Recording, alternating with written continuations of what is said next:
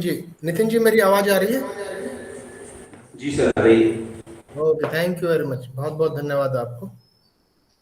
शुरू करते हैं। आदरणीय जीएस गिरी सर, आदरणीय Ashish ji, Nitin ji,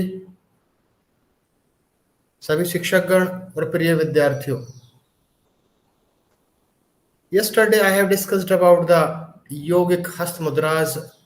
Today I am directed by sir to speak on the title scientific basis of meditation. आज ध्यान के बारे में विस्तार से बात करेंगे। I will present my presentation by the help of different examples with logical and scientific support. दोनों भाषाओं में बात करेंगे, इंग्लिश और हिंदी दोनों भाषाओं में। यदि मैं अपनी बात आप तक ठीक प्रकार से नहीं पहुंचा पा रहा हूं तो इन बिटवीन यू में इंटरप्ट, और बीच में आप रोक सकते हो, पूछ सकते हो जब भी आप पूछना चाहें। सो विदाउट वेस्टिंग टाइम, बिना समय नष्ट किए शुरू करते हैं आज की कहानी को, the scientific basis of meditation.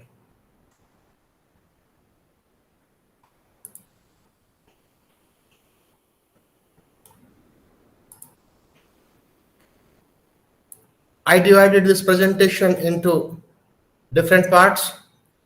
सबसे पहले बात करेंगे थॉट प्रोसेस की, विचारों की प्रक्रियाओं की, क्योंकि विचारों की प्रक्रिया का एक सह संबंध है, एक एसोसिएशन है मेडिटेशन के साथ।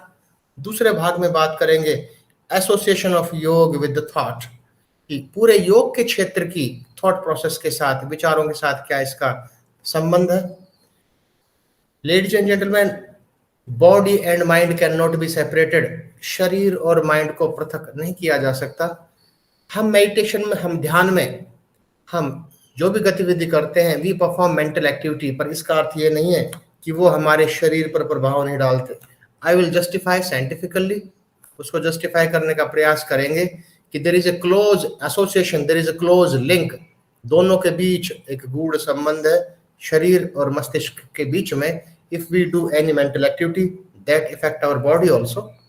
इन द फोर्थ पार्ट, जो जिस कहानी के लिए मुझे आदेशित किया गया है, मेडिटेशन, ध्यान, उसके बारे में, उसके कंसेप्ट के बारे में, उसकी अवधारणा के बारे में चर्चा करेंगे। And in the fifth part of my presentation I will discuss about types of meditation. ध्यान के विभिन्न प्रकारों की बात करेंगे, लेकिन अलग अलग प्रगाढ़ विद्वान, प्रगाढ़ विदुषियां जो योग के क्षेत्र में दिग्गज हैं, उन्होंने मेडिटेशन का, ध्यान का अलग अलग प्रकार से वर्गीकरण किया है। तो एक मुख्य वर्गीकरण की बात करेंगे छठे भाग में, जो कि मेरे प्रस्तुतिकरण का सबसे महत्वपूर्ण भाग है, वैदिक साइंस एंड मेडिटेशन, वैदिक विज्ञान और ध्यान के बारे में बात करेंगे। और in the seventh part, in the second last part of my presentation, I will discuss about benefits of meditation. Physiological benefits की बात भी करेंगे, साइकोलॉजिकल बेनिफिट्स की बात करेंगे। और in the eighth and the last part of my presentation, we will conclude on the basis of this presentation. इस प्रस्तुतिकरण के आधार पर कुछ निष्कर्ष निकालेंगे। I hope these will be very fructiferous. आशा है कि सार्थक होंगे। तो शुरू करते हैं पहले भाग से, थॉट प्रोसेस से, विचारों की प्रक्रियाओं से। हमें जानना होगा कि विचारों की प्रक्रिया हम सबके साथ कैसे घटित होती है। एक परिकल्पनापूर्ण उदाहरण के साथ इसको जानने का प्रयास करते हैं। ये जो एक उदाहरण है, I have taken this example from an article, एक शोध पत्र से ये उदाहरण लिया गया है। And the article was published in the year 2001। और यह आर्टिकल, यह रिसर्च पेपर पबमेड और पबमेड सेंट्रल में इंडेक्स्ड है। एंड द थीम और the title of the article is challenging and changing stress producing thinking. इसके कुछ अंश मैं आप सबके समक्ष प्रस्तुत कर रहा हूं। तो a patient had a severe adverse reaction to the medication prescribed by the doctor. एक कोई व्यक्ति विशेष बीमार हुआ, वो डॉक्टर के पास पहुंचा, डॉक्टर ने दवाई दी। दवाई किस लिए दी थी? ठीक करने के लिए। लेकिन वो पेशेंट, वो मरीज ठीक नहीं हुआ, बीमारी और बढ़ गई। तो डॉक्टर के लिए चिंता का विषय हुआ। Doctor was flooded with thoughts, विभिन्न प्रकार के विचार उत्पन्न होने लगे डॉक्टर के मस्तिष्क में। तो ये दो एक कंपैरिजन करेंगे, तुलना करेंगे दो प्रकार के विचारों की, प्रक्रियाओं की। क्योंकि मेडिटेशन का सीधा संबंध विचारों की प्रक्रियाओं से भी है। तो सिचुएशन नंबर 1, दिस सिचुएशन, यह परिस्थिति comes under the category of stress producing thought process. ये वो विचारों की प्रक्रिया दर्शाती है जिसमें तनाव उत्पादित होता है, जिसमें तनाव उत्पन्न होता है। तो ये क्या है? सिचुएशन इज सेम, परिस्थिति वही है, डॉक्टर ने गलत दवाई दी। तो please see this image from top to bottom. इस इमेज को देखने का प्रयास कीजिए टॉप से बॉटम में। शुरू करते हैं अजम्पशन से, परिकल्पना से, मान्यता से। डॉक्टर की मान्यता थी I must be perfect all the times. मैं परफेक्ट हूं, मैं गलती कर ही नहीं सकता, मैं जिसको दवाई देता हूं सब मरीज तुरंत ठीक हो जाते। इस प्रकार की मान्यता वो डॉक्टर रखता था, इस तरह की अजम्पशन वो doctor. And doctor committed an error. Doctor से गलती हुई। गलती क्या हुई? गलत दवाई दे दी। उसके बाद एक्सक्लेशन टेक्स प्लेस। विभिन्न प्रकार के विचार उत्पन्न होने लगे। आई शुड हैव नोन, मुझे पता होना चाहिए था। आई एम इनकम्पिटेंट, मैं असक्षम हूं। इस प्रकार के विचार उत्पन्न होने लगे डॉक्टर के मस्तिष्क में। फीलिंग शुरू हुई, भावनाएं उठी। Doctor was full of shame, उसने शर्म महसूस की। हेडेक शुरू हुआ, सर में दर्द हुआ। अल्कोहल लेना, शराब पीनी शुरू की। And doctor blamed avoidance. तो और फिजिकल सिम्टम्स अपीयर हुए। तो ये जो एक एग्जाम्पल है, ये एग्जाम्पल है जो दर्शाता है, प्रदर्शित करता है स्ट्रेस प्रोड्यूसिंग थॉट प्रोसेस की। कोई भी घटना घटित हुई तो हमारे जो विचारों की प्रक्रिया किस प्रकार घटित हुई, और लेकिन इस प्रकार की घटित होने वाली विचारों की प्रक्रिया कहलाती है stress producing thought process. Example is same, condition is same, situation is same. एक दूसरी बात करते हैं, और दूसरी जो सिचुएशन है, जो विचारों की प्रक्रिया घटित होगी, वो कहलाएगी process of realistically evaluating thoughts, जो कि हम सबको अपनानी चाहिए या घटित होनी चाहिए। इस इमेज को please see this image from bottom to top. इस इमेज को देखने का प्रयास कीजिए बॉटम टू टॉप, नीचे से ऊपर के क्रम में, जबकि उस इमेज को हमने देखा था टॉप टू बॉटम। अजम्पशन से शुरू करते हैं। यहां वहां पर अजम्पशन क्या था? वहां पर मान्यता क्या थी डॉक्टर की कि आई एम अनकॉम्पिटेंट, मैं सक्षम हूं, मुझसे गलती कभी हो ही नहीं सकती। But here healthy assumption is this. यहां पर एक हेल्दी अजम्पशन है कि I am not perfect, I will sometimes make error. मैं सक्षम नहीं हूं, मैं भी कई बार गलती कर देता हूं। Every individual, every human being is bound to have some error. प्रत्येक व्यक्ति विशेष की बाध्यता है कि उससे त्रुटियां होंगी, गलतियां होंगी। तो गलतियां होंगी तो यानी व्यक्ति विशेष गलती कर सकता है। And the doctor committed an error, गलत दवाई दे दी। फीलिंग शुरू हुई। तो शुरुआत हुई कि आई एम अनकंफर्टेबल, मैं, डॉक्टर ने महसूस किया कि मैं असहज महसूस कर रहा हूं।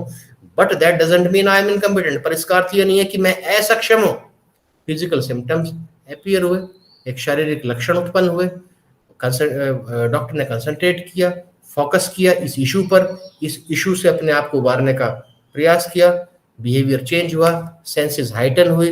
लेकिन अंत में क्या हुआ कि डॉक्टर ने मदद ली अपने सहयोगियों से। And the doctor learned from the mistake. उसने इसको पॉजिटिव, सकारात्मक तरीके से लिया, और मिस्टेक्स हुई जो, उससे कुछ सीखा जिससे भविष्य में मिस्टेक न हो। तो दो प्रकार के विचारों की प्रक्रियाओं के बारे में बात की। एक थी स्ट्रेस प्रोड्यूसिंग थॉट प्रोसेस की कैटेगरी में, और दूसरी है process of realistically evaluating thought process के आधार पर। इसके आधार पर हम कंक्लूजन निकालते हैं कि नेगेटिव थॉट्स कैन डिटोरेट। नकारात्मक विचार हमेशा क्षीण करते हैं किसको? पर्सन्स मेंटल हेल्थ, हमारे मानसिक स्वास्थ्य को भी, हमारे शारीरिक स्वास्थ्य को भी, और हमारे प्रोफेशनल, हमारे व्यावसायिक संबंधों को भी खराब करते हैं, हमारे पर्सनल रिलेशनशिप्स को भी खराब करते हैं, हमारे निर्णय लेने की शक्ति को भी प्रभावित करते हैं, और सबसे अधिक प्रभाव डालते हैं हमारे व्यवहार पर। हमारा व्यवहार भी परिवर्तित हो जाता है। तो ये हमने जाना थॉट प्रोसेस की। विभिन्न प्रकार के थॉट प्रोसेस एक घटित होते हैं, तो जिनमें से हमने दो एग्जाम्पल लिए। तो अब थोड़ा सा एक I was listening the lecture delivered by Satbir Khalsa ji. Satbir Khalsa ji एक लेक्चर दे रहे थे, उसके कुछ अंश मैं आपको एक प्रस्तुत कर रहा हूँ, पूरी तरह से मेडिटेशन के क्षेत्र में प्रवेश करने से पहले। और आर्टिकल, उन्होंने एक आर्टिकल के बारे में, एक रिसर्च पेपर के बारे में बात की, a wandering mind is an unhappy mind. इधर उधर भटकने वाला माइंड अखुश दिमाग माइंड कहलाता है, वो अनहैप्पी कैटेगरी में रहता है। इसमें तीन बिंदु महत्वपूर्ण है, तीन बिंदुओं को देखिए। People's mind wander frequently, it is very difficult to stop the wandering mind. बहुत ही मुश्किल है कि इधर उधर भटकने वाले माइंड को एकाग्र करने की क्षमता उत्पन्न करना, लेकिन ध्यान के माध्यम से हम उत्पन्न करते हैं, हम सब जानते हैं। दूसरी बात इन्होंने कही कि people were less happy on the basis of research, अनुसंधान और शोध पर आधारित, कि people were less happy when their minds were wandering than when they were not. जिस व्यक्ति विशेष का माइंड अधिक भटकता है, एकाग्रता नहीं रहती, जिसके माइंड में एकाग्रता है, उसकी तुलना में वो व्यक्ति बहुत कम खुश रह पाता है, वो कम खुश होगा। और एक तीसरी बहुत महत्वपूर्ण बात की, the ability to think about what is not happening. कुछ घटित हो नहीं रहा है, लेकिन हम कल्पनाशील जीवन में वो घटित होने की कल्पना करते रहते हैं। That is a cognitive achievement, उसको कहा गया कॉग्निटिव अचीवमेंट, और वो बहुत एक संवेगात्मक कीमत चुकाता है। तो ध्यान रहे, तो यदि हम चाहते हैं कि कोई संवेगात्मक रूप से कोई हमें परेशानी न हो, एक हमें संवेगात्मक कीमत न चुकानी पड़े, तो हमें ध्यान रखना चाहिए कि we should not develop the ability to think about what is not happening. जो घटित हो नहीं रहा उसके बारे में क्यों सोचना, चिंता क्यों करना। तो ये हमने बात की विचारों की प्रक्रियाओं की। अब थोड़ी सी बात करते एसोसिएशन ऑफ योग विद थॉट प्रोसेस। आप सब योग के जानकार हैं, योग के विद्यार्थी भी है, योग के प्रगाढ़ विद्वान हैं, तो योग के परिभाषा विभिन्न पढ़ चुके हैं। वेदांतों में क्या कहा गया, उपनिषद में क्या कहा है, भगवद गीता में क्या कहा गया, लेकिन एसोसिएशन ऑफ योग का संबंध हमारे विचारों की प्रक्रिया से, एक परिभाषा जो हम बार बार महर्षि पतंजलि की योग सूत्र में जो दर्शाई गई है उसको पढ़ते हैं, तो एक क्लियर कट, एक स्पष्ट रूप से प्रकट करती है संबंध कि योग का विचारों की प्रक्रियाओं से क्या संबंध है। स्पष्ट सी बात है कि श्लोक आप जानते हो कि जो basic concept of yoga definition में महर्षि पतंजलि ने कहा है कि cessation of thought waves of mind stuff is known as yoga. योगस्य चित्तवृत्ति निरोध, cessation of the, cessation means to stop. किसको स्टॉप करना? थॉट वेव्स को। What do you mean by thought waves? Thought waves means vrittis. और फ्रॉम वेयर दीज ओरिजिनेट्स, ये उत्पन्न कहां से होती? From the mind stuff, and the mind stuff is चित्त, that is cosmic mind, that is a small portion of the mind, that is individualized in nature, and that is all pervading, that is noticeable everywhere. तो cessation of the thought waves of mind stuff is known as योग। चित्त की वृत्तियों को नियंत्रित करना योग है। तो चित्त की वृत्तियों को यदि हम काफी हद तक नियंत्रित करते हैं, तो ये जो विचारों की जो प्रक्रियाएं घटित हुई थी, चाहे वो स्ट्रेस प्रोड्यूसिंग थॉट प्रोसेस हो, चाहे जो इवोल्यूशन बेस्ड थॉट प्रोसेस हो, तो जो कि हमें हानि तो स्ट्रेस प्रोड्यूसिंग थॉट प्रोसेस पहुंचाता है, तो उससे हम बच सकते हैं। तो कुल मिलाकर एक योग, तो cessation of the thought waves of mind stuff is known as yoga, हम सब जानते हैं। और जो महत्वपूर्ण बात, जो कि मैंने पहले कहा था आपको, प्रस्तुतिकरण के जो विभिन्न 8 बिंदु दर्शाए थे, उस समय कहा था कि the body and mind can not be separated. हम मेडिटेशन को मेंटली, एक मेंटल लेवल पर, एक मानसिक स्तर पर करते हैं, लेकिन उसका अर्थ ये नहीं है कि वो केवल मानसिक स्तर पर ही अपने प्रभाव छोड़ता है। Since there is a strong link between physical and mental health, शारीरिक स्वास्थ्य और मानसिक स्वास्थ्य के बीच में गहरा रिश्ता है। तो वो क्या गहरा रिश्ता है? Link between physical and mental health is, there are inseparable links between, पृथक नहीं किया जा सकता, between mental and physical health. WHO report की बात करें हम, वर्ल्ड हेल्थ ऑर्गेनाइजेशन, विश्व स्वास्थ्य संगठन रिपोर्ट की बात करें, तो कि more than 100 million people suffer from mental health disorders in Western Pacific region। Western Pacific region की बात करते हैं करें तो 100 मिलियन जो व्यक्ति है वो एक मानसिक व्याधियों से पीड़ित है। और जो एक डिप्रेसिव डिसऑर्डर्स है, जो कि आजकल बहुत देखने को मिलते हैं, वो अकेले रेस्पॉन्सिबल है 5.73% ऑफ द डिजीज, जो जितनी भी डिजीज है उनके लिए।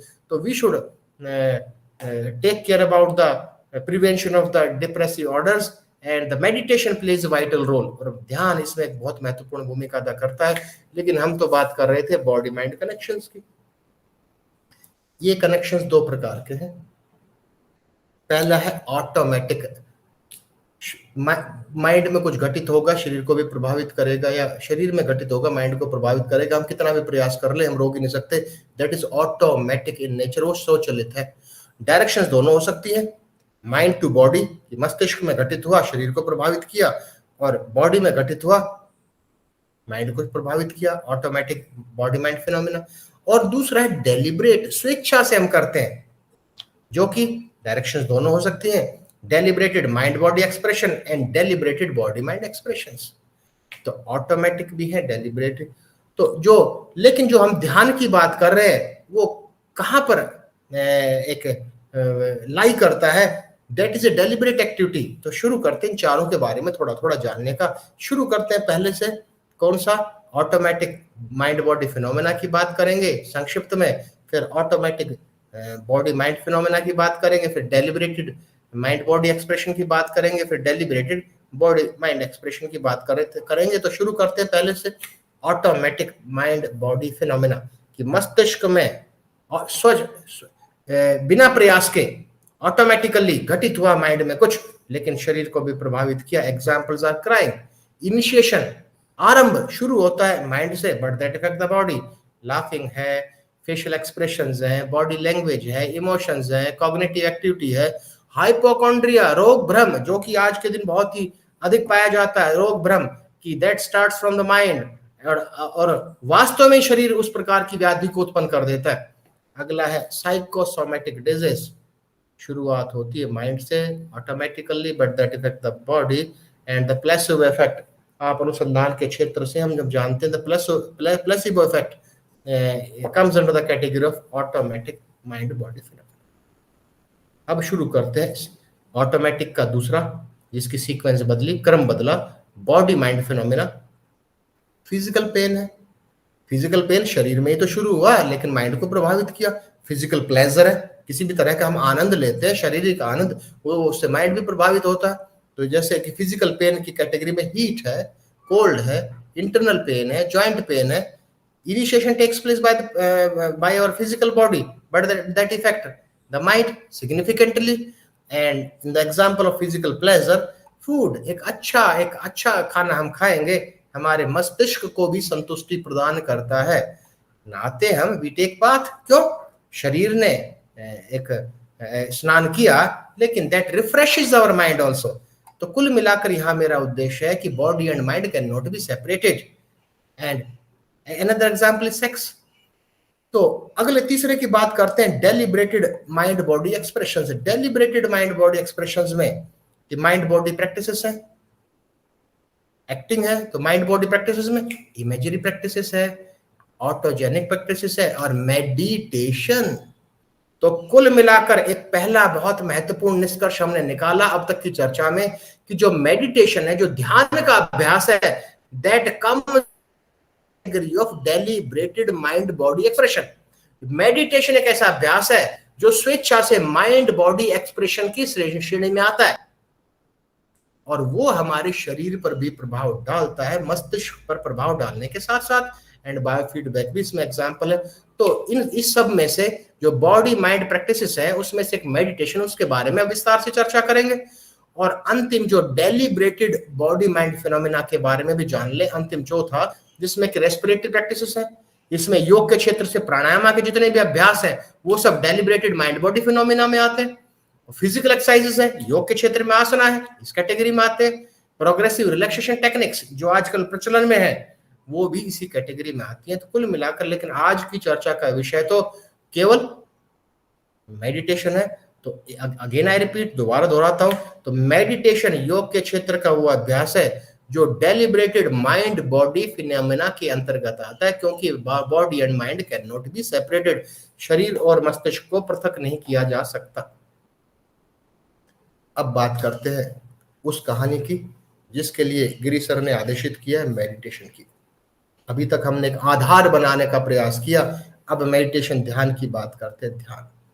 ध्यान के बारे में अलग अलग लिटरेचर, अलग अलग हम साहित्य पढ़ेंगे तो अलग अलग प्रगाढ़ विद्वानों विदूषकों ने अलग अलग रूप से प्रस्तुत किया, लेकिन कुछ संकलन किया गया है। I have collected different definitions given by different authors. विभिन्न ऑथर्स के द्वारा कुछ परिभाषाएं दी गई हैं, उन परिभाषाओं को जानने का प्रयास करते हैं।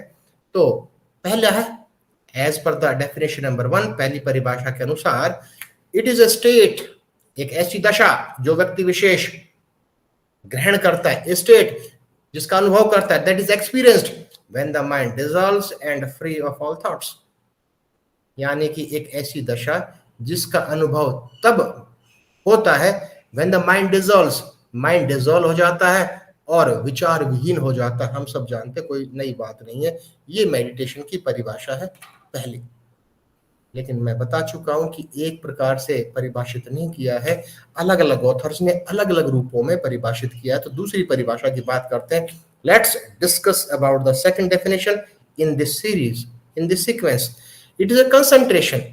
इसमें कुछ ऑथर्स ने इसको टाइप ऑफ कंसंट्रेशन, एक प्रकार की एकाग्रता बताया, in which attention has been liberated from restlessness and focused on God.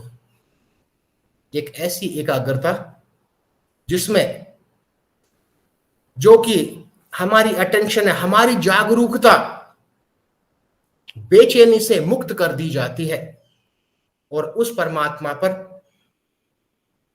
Focus कर दी जाती है। तो रेस्टलेसनेस, बेचैनी की अवस्था से अपने आप को मुक्त करना ही मेडिटेशन कहा गया है। उस अर्जित अवस्था को ही मेडिटेशन कहा गया है कुछ ऑथर्स के द्वारा।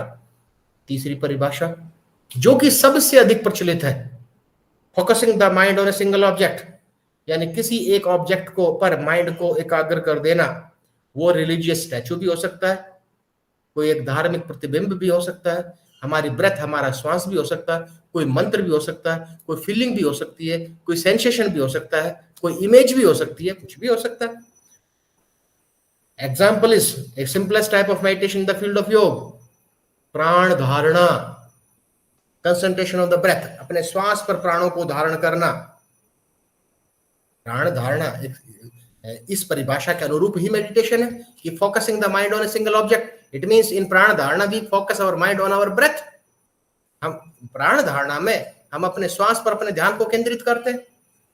चौथी परिभाषा थोड़ा सा और स्पेसिफिक वे में, the mental opening up to the divine invoking the guidance of higher, यानी अपने मेंटल, एक मन के सारे द्वार उस डिवाइन, उस शक्ति के प्रति खोल देना और रिक्वेस्टिंग, आग्रह करना हायर पावर्स के लिए, उच्च शक्तियों के लिए, यह भी मान्यता है। और कुछ एक आपको आप आश्चर्यचकित होंगे, you will be surprised after reading this, after knowing this definition, reasoned analysis of religious teaching, धार्मिक शिक्षाओं का तर्कपूर्वक विश्लेषण करना भी मेडिटेशन कहा गया है। We should not be surprised after hearing this. और जो सबसे आसान और सबसे प्रभावशाली परिभाषा मुझे लगी मेडिटेशन की, जो कि एक सबसे अंतिम छठी परिभाषा के रूप में आप सबके समक्ष रखा गया है, penetrating to the deeper level of mind, मन को बहुत गहराई तक भेदने की प्रक्रिया ही मेडिटेशन है। अब इनसे सब हम सब समझ सकते हैं, जान सकते हैं कि मेडिटेशन का कंसेप्ट क्या है, कि मेडिटेशन की अवधारणा क्या है, इसका बारे में। अब थोड़ा सा टाइप्स ऑफ मेडिटेशन के बारे में जानने की, टाइप्स ऑफ मेडिटेशन, मेडिटेशन के प्रकार, ध्यान के प्रकार पहले बता चुका हूं।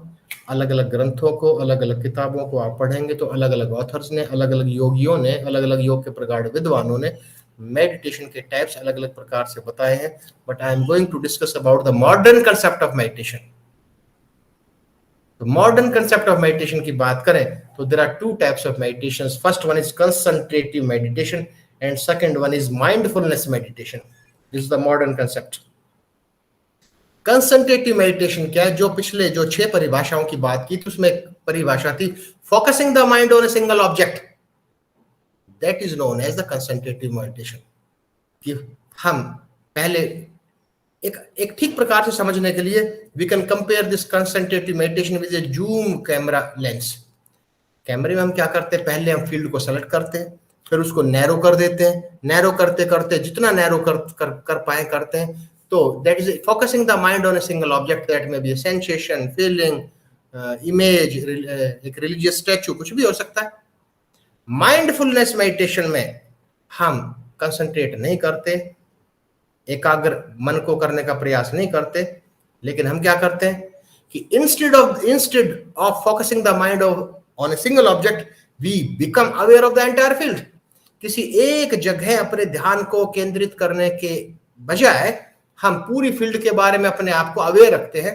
एक पासिंग परेड विचारों की होने देते हैं, लेकिन समस्या तब उत्पन्न होती है जब हमारा जो पासिंग परेड एक जगह रुक जाए। वो पासिंग परेड चलती रहती है, चलती रहती है, चलती रहती है, तो वो कहलाता है mindfulness meditation. That is known as mindfulness meditation. इसको हम कंपेयर कर सकते हैं वाइड एंगल लेंस से। कोई भी ट्रक ड्राइवर ट्रक चलाता है तो उसका ध्यान केवल सामने रहता है क्या? नो, एक राइट साइड में मिरर है उस पर भी रहता है, लेफ्ट साइड में। He remain aware of the entire field without involving the single field. We can compare with the wide angle lenses. तो कुल मिलाकर there are two types of meditations. Concentrative meditation में भी दुनिया भर के मेडिटेशन है, ध्यान है, लंबी सूची है। माइंडफुलनेस मेडिटेशन में भी। तो this is the modern concept कि we divide into concentrative and mindfulness meditation. अब एक और बात, अब थोड़ी वैज्ञानिकता की तरफ जाते हैं कि वैदिक साइंस एंड मेडिटेशन, वैदिक साइंस और मेडिटेशन के बीच में। तो मेडिटेशन क्या है कि ये एक आर्टिकल है the process and effects, meditation process and effects. इससे ये है एक कुछ एक साइंटिफिक बेस, एक वेदांतों के लिए, एक वैदिक साइंस के लिए गए हैं। The article was written by doctor Hari Sharma in and that was published in the international journal of quarterly research in India, जो कि NCBI national center for biotechnological information में इन डेप्थ जर्नल है। उसके एक अंश आपके सामने प्रस्तुत कर रहा हूं मैं। To truly understand meditation, one has to understand how human being is viewed in Vedic science. कथन बहुत महत्वपूर्ण है। यदि मेडिटेशन को हमें ठीक रूप से समझना है तो हमें जानना होगा कि ह्यूमन बीइंग को किस दृष्टि से देखा गया है वैदिक साइंस में। तो वैदिक साइंस में ह्यूमन बीइंग को, एक व्यक्ति विशेष को, हम सबको किस रूप में देखा गया, किस दृष्टि से देखा गया? क्या human being consist of 3 aspects, कि किसी भी ह्यूमन बीइंग के 3 एस्पेक्ट हैं एंड देयर एसोसिएटेड फंक्शंस, और तीनों के एक आपसी संबंध है। First one is physical body, second one is inner faculty जिसको कि कहा गया है working consciousness, and third one is deep inner self जिसको कहा गया pure consciousness. Again I repeat, physical body, inner faculty, deep inner self, और तीनों के ही एसोसिएटेड फंक्शंस हैं, जो कार्य हैं, तीनों के आपसी संबंध है कार्यों में। तो तीनों को जानने का प्रयास करते हैं जिससे कि हम वैदिक साइंस के अनुसार मेडिटेशन को ठीक प्रकार से समझ पाए। फिजिकल बॉडी क्या है? फिजिकल बॉडी के बारे में तो हम जानते हैं, फिजिकल बॉडी के बारे में बताने की आवश्यकता नहीं है कि जो ये फर्स्ट वन है, फिजिकल बॉडी मीन्स जन्म हुआ, वृद्धि हुई, स्थिरता आई, शरीर क्षीण होना शुरू हुआ, फिर अंत में मृत्यु होगी, वो एक फिजिकल बॉडी, जिसको कि दूसरी भाषा में हम कहते हैं अन्नमय कोश। अगर कोशों पर आधारित बात करें तो फिजिकल बॉडी। लेकिन इन दोनों को जानना जरूरी है कि इनर फैकल्टी और डीप इनर सेल्फ। तो इसमें मेरी सभी विद्यार्थियों से आग्रह भी है, हम अपने आप को एक कंफ्यूजन है हो कि जो हमारे पंचकोश है, पंचकोश से थोड़ा हटकर बात है कि जो हमारा अन्नमय कोश, प्राणमय कोश, मनोमय कोश, विज्ञानमय कोश, आनंदमय कोश, वो बात नहीं कर रहे। उस पांचों लेयर्स में से केवल एक फिजिकल बॉडी एक समान रूपता में आप देखिए, लेकिन the concept of inner faculty and deep inner self is different. The concept of working consciousness and pure consciousness is different. अब जानने का प्रयास करते हैं इनर फैकल्टी को। इनर फैकल्टी जिसको कि क्या क्या कहा गया है? Working consciousness. इसको वर्किंग कॉन्शियसनेस भी कहा गया है। The working consciousness which is consistently changing, एक जगह टिकती नहीं है, चेंज होती रहती है, परिवर्तित। एंड दिस कंसिस्ट ऑफ 4 सब पार्ट्स। इसके 4 सब पार्ट है। जिस प्रकार से सूक्ष्म शरीर के 3 सब लेयर्स थी, जो कि आप एक कोशों की बात करें कि एस्ट्रल बॉडी थी जिसमें 3 थे, प्राणमय कोश, मनोमय कोश, विज्ञानमय कोश, उसी प्रकार से आप समझने का प्रयास कीजिए। द इनर फैकल्टी के 4 सब पार्ट हैं, और वो 4 सब पार्ट क्या है? माइंड है। माइंड क्या करता है हमारा? द प्रोसेसेस, उससे प्रोसेस शुरू होता है। द प्रोसेसेस सेंसरी परसेप्शंस, और उसके अंदर एक गुण है ड्युअलिटी का, दोहरेपन का, और जो प्रदर्शित होता है that is seen in pairs and opposites. Examples are, सुख है तो दुख भी है, अच्छा है तो बुरा भी है, गर्म है तो ठंडा है। तो इसमें एक ड्युअलिटी के रूप में, एक दोहरेपन के रूप में पाया जाता है। दूसरा इंटेलेक्ट। तो माइंड क्या करता था? बात हो चुकी है। तो प्रोसेस करता है किसका? सेंसरी परसेप्शंस का। इंटेलेक्ट क्या करता है? एनालाइज करता है, विश्लेषण करता है। और क्या करता है? डिस्क्रिमिनेट करता है, what is right what is wrong, decide करता है और जज करता है। अब तीसरा है ईगो। ईगो मीन्स डूअर, करने वाला, एक्सपीरियंस, अनुभव करने वाला। और अंतिम जो है चित्त, जो कि हमने कहा परिभाषा में योगस्य चित्तवृत्ति निरोध, महर्षि पतंजलि की परिभाषा में शुरू में हमने चर्चा की ना। चित्त means the entirety of mind, the store house, like a hard disk of the computer, the storehouse of all memories and impressions of life। जो अनकॉन्शियस माइंड की गहराई में जो सब कुछ छिपा है, that is known as our chitta. तो कुल मिलाकर ये हमने जानने का प्रयास किया इनर फैकल्टी का, जिसके कितने सब पार्ट्स है? 4। Again I repeat, mind, intellect, ego, चित्त। अब बात करते हैं किसकी? डीप इनर सेल्फ की। इनर फैकल्टी क्या था? Working consciousness. Deep inner self क्या है? Pure consciousness. ये क्या है? The non changing pure consciousness which has the quality of unity and witnesses the activity of inner faculty। जो इनर फैकल्टी वर्किंग कॉन्शियसनेस में जो भी घटित होता है ये विटनेस करती है, उसकी गवाह है। The deep inner self is a source of all knowledge. ये जो डीप इनर सेल्फ है, जिसको हमने कहा प्योर कॉन्शियसनेस, ये सोर्स है, स्रोत है सभी पूरे ज्ञान का, इंटेलिजेंस का, क्रिएटिविटी का, नेचुरल जितने भी लॉज हैं, and that govern the existence, जो इस ब्रह्मांड को चलाते हैं, एग्जिस्टेंस को चला। तो अब बात करते हैं, अभी तक हमने तीनों को जानने का प्रयास किया है, एक तीनों लेयर्स को, एक तीनों पार्ट्स को। अब बात करते हैं अकॉर्डिंग टू वैदिक science. The deep inner self मतलब तीसरी क्या थी? Pure consciousness. The deep inner self activates the inner faculty. Deep inner self है जो प्योर कॉन्शियसनेस है, वो एक्टिवेट करती है इनर फैकल्टी मतलब वर्किंग फैकल्टी को, which in turn activates the physical body। और ये inner faculty working consciousness physical body को एक्टिवेट करती है। परिणाम क्या हुआ? एक फीडबैक लूप प्रोवाइड किया गया, प्रदान किया गया मेडिटेशन से। इफ यू डू मेडिटेशन, और जिसमें कि जो conscious connection is made with the deep inner self, एक कॉन्शियस कनेक्शन बनाया जाता है डीप इनर सेल्फ के साथ। Deep inner self means pure consciousness के साथ। और this view of human being correlates with our scientific view of DNA in the body. जिस प्रकार से डीएनए है उससे कोरिलेट करता है। उसमें क्या है कि अगर सेलुलर लेवल पर जाएं, एक कोशिका स्तर पर जाएं, कि डीएनए क्रिएट करता है और कंट्रोल करता है हमारे शरीर की सभी गतिविधियों को। इसी प्रकार से जो इंफॉर्मेशन फ्रॉम डीएनए एक प्रोसीड टू आरएनए, और वो उसमें क्या करता है, उसके बाद अमीनो एसिड्स के बाद, और उसके बाद प्रोटीन का निर्माण हुआ, प्रोटीन फॉर्म्ड हुए। तो उसी प्रकार जो a feedback loop to the DNA starts a new cycle to provide whatever is needed for the activities of the cell. तो अब निष्कर्ष, मेडिटेशन में हमने कोरिलेट करने का प्रयास किया डीएनए की प्रक्रिया से। तो मेडिटेशन में, ध्यान में, a feedback loop to the inner self is provided same as the seat of knowledge like DNA की तरह से, जिसको हम उदाहरण की मदद से समझ चुके हैं, that provides inner peace and bliss which removes accumulated stresses। जितना भी तनाव जमा हुआ है उसको रिमूव करता है जीवन का, and improves overall health, और हमारे स्वास्थ्य में काफी परिवर्तन करता है। तो human being routinely experience 3 states of consciousness।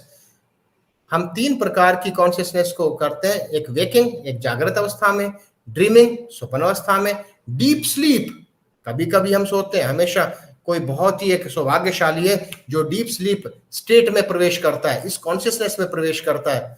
तो तीनों को जानने का प्रयास करते हैं, क्योंकि निष्कर्ष निकालेंगे कि मेडिटेशन में हम ऐसा क्या करते हैं एज पर द वैदिक साइंसेस। तो वेकिंग स्टेट मीन्स जागरूक अवस्था क्या है? जब इनर फैकल्टी जो वर्किंग कॉन्शियसनेस इज वर्किंग, जो वर्किंग कॉन्शियसनेस वर्किंग करती है, और we all are in conscious state. अभी हम सब वेकिंग स्टेट में, we are familiar about the surroundings. मैं बोल रहा हूं, आप सुन रहे हैं, आपके सामने स्क्रीन पर प्रदर्शित किया जा रहा है presentation. It means it is aware of the physical body and involve with the outside object world. लेकिन ड्रीमिंग स्टेट मींस, इन ड्रीमिंग स्टेट, स्वप्न की अवस्था में, it is the state of consciousness, it is aware of the inner dream but not aware of the physical body। बाहरी inner dream world से तो हम aware रहते हैं, एक जागरूकता रहती है, लेकिन बाहरी जो एक फिजिकल बॉडी है उसके बारे में हमारी कोई अवेयरनेस नहीं रहती। लेकिन डीप स्लीप की बात करें, डीप स्लीप में it is the state of consciousness, वो कॉन्शियसनेस की वो चेतना की वो दशा है, कॉन्शियसनेस की वो दशा है। The inner faculty is not functioning at all.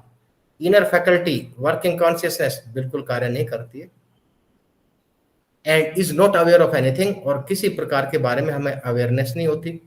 It is the state, वो दशा, ड्यूलिटीज, दोहरापन, जैसे कि प्लेजर पेन, सुख दुख, अच्छा बुरा, सबसे दूर होकर वी डू नॉट एक्सपीरियंस, हम उनका अनुभूति नहीं करते हैं। There is no experience of stress, तनाव की अनुभूति नहीं, कोई एंजाइटी नहीं, कोई गिल्ट नहीं, कोई ग्रीड नहीं, कोई एनवे नहीं, कोई जेलसी नहीं, कोई गुस्सा नहीं, कोई एंगर नहीं। The only experience is the state of unity, is peace and bliss. शांति और सुख की अनुभूति करते हैं, आनंद की अनुभूति करते हैं। This is why deep inner self और good night sleep feel so good. इसलिए हम कहते हैं गुड नाइट स्लीप, वही गुड नाइट स्लीप कहलाती डीप स्लीप। तो हमने तीनों को जाना, हम इन तीनों में से किसी ना किसी स्टेट में रहते हैं। जैसे उदाहरण के तौर पर अभी हम सभी वेकिंग स्टेट में हैं, तो वेकिंग स्टेट हो सकती है, ड्रीमिंग स्टेट हो सकती है, डीप स्लीप स्टेट हो सकती है। तो essence of meditation as per वैदिक science. Excuse me, sir. Sir, हाँ 2 to 3 minutes more. Nitin ji, Sir, 2 to 3 minutes more. हाँ okay okay okay, thank you. In meditation में this process takes mind to outer realm, ये बाहरी जो realm से लेकर inner realm में प्रवेश करता है। और कुल मिलाकर ये जो थर्ड वो है कि going beyond the changing of inner faculty to the unchanging pure consciousness provides inner peace and bliss which removes the accommodated stress of the life. तो कुल मिलाकर deep sleep and meditation, in deep sleep the unity of deep inner self is experienced, और in this process of meditation जो सबसे महत्वपूर्ण, one experience the unity of deep inner self while being aware and not sleeping। जागरूक अवस्था में हम deep inner sleep में पहुंच जाते हैं, deep sleep में पहुंच जाते हैं। ये सबसे महत्वपूर्ण है जानना हम सबके लिए। और बेनिफिट्स ऑफ मेडिटेशन की बात करें तो हमारे पास हेल्थ रिलेटेड बेनिफिट्स भी हैं एज पर रिसर्चेस। तनाव कम होता है, एंजाइटी कम होती है, डिप्रेशन कम होता है, दर्द कम होता है, यानी कि फिजिकल और साइकोलॉजिकल पेन किसी भी रूप में, रिडक्शन ऑफ पेन, हमारी स्मरण शक्ति बढ़ती है, एफिशिएंसी बढ़ती है। फिजियोलॉजिकल बेनिफिट्स हैं, ब्लड प्रेशर नॉर्मल रहता है, हार्ट रेट को नॉर्मल लाता है, लैक्टिक एसिड का प्रोडक्शन कम होता है, हमारे मेटाबॉलिज्म में परिवर्तन होता है। और एक सर्वे, अंत में एक सर्वे है कि meditation has resulted a significant reduction in the payment of physicians, यानी वो ग्रुप, वो समूह जो मेडिटेशन अधिक करता था वो अपने जीवन में एक मेडिकल सुविधाओं पर उन्होंने कम खर्च किया। वो एक बहुत ही सिग्निफिकेंट बताता है। तो कुल मिलाकर कंक्लूजन क्या है, तो मेडिटेशन क्या है जो एंशिएंट वैदिक टेक्स्ट में है, it is exercise of consciousness. कुल मिलाकर हम कह सकते हैं it is exercise of consciousness, और कह सकते हैं it is an expansion of consciousness, it is experience of unity which reduces stress and brings increase creativity. और कुल मिलाकर ध्यान रहे कि we should practise meditation in a scientific way. We may opt any category, we may opt any meditation from any category, किसी भी category से, वो कंसंट्रेटिव मेडिटेशन की श्रेणी से भी हो सकता है, वो माइंडफुलनेस मेडिटेशन की श्रेणी से भी हो सकता है, किसी भी श्रेणी में से हो सकता है। तो it is a very fructiferous nature, बहुत ही महत्वपूर्ण है। तो प्रयास किया गया है सीमित समय में, एक सीमित समय में मेडिटेशन के बारे में बता पाना है तो आग के दरिया को पार करना, but I tried my level best. प्रयास किया गया है कि जो मैं अपनी बातें आपको एक वैज्ञानिकता के आधार पर आप सबके समक्ष प्रस्तुत कर पाऊं। एक बार फिर मैं जीएस गिरी सर का धन्यवाद देता हूं, नितिन कोरपाल जी का धन्यवाद देता हूं, और इस आयोजन से जुड़ी प्रत्येक इकाई का मैं धन्यवाद देता हूं। Thank you very much. Over to Nitin ji please.